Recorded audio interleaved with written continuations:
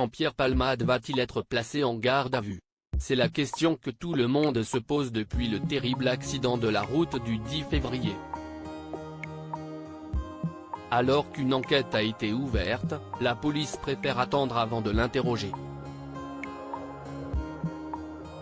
Voilà déjà 5 jours que la vie d'une famille entière a basculé. Dans la soirée du vendredi 10 février, le comédien Pierre Palmade a pris sa voiture avec 2 passagers alors qu'il était sous l'emprise de la cocaïne. Sur une route départementale de Seine-et-Marne, il s'est subitement déporté sur la voie opposée, entrant en collision avec une voiture dans laquelle se trouvaient 3 passagers. Le conducteur, son fils de 6 ans et sa belle-sœur enceinte ont tous les 3 été gravement blessés. La femme a perdu son enfant, une petite fille qui devait naître au mois de mai.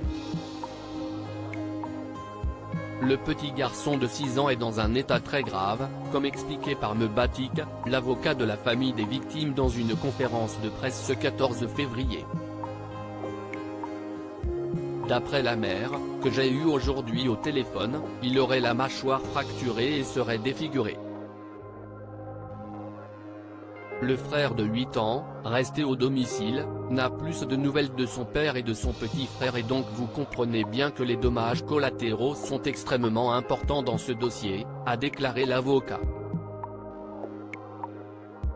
Dans cette conférence de presse, ce dernier a également expliqué que la famille est totalement insensible aux excuses de Pierre Palmade. Les dommages directs et les dommages collatéraux sont sans fin. Ils y sont insensibles d'autant plus que M. Palmade n'a pas l'excuse de l'insouciance de la jeunesse et donc en ce sens ils seront extrêmement attentifs à la réponse judiciaire qui sera apportée. On n'est pas du tout à l'étape du pardon mais à ce que la famille demande que justice soit faite, a ajouté Mebatik. La police préfère attendre quelques heures après, l'avocat était invité dans Touche pas à mon poste et il a répondu à la question que tout le monde se pose, Pierre Palmade va-t-il être placé en garde à vue une fois sorti de l'hôpital?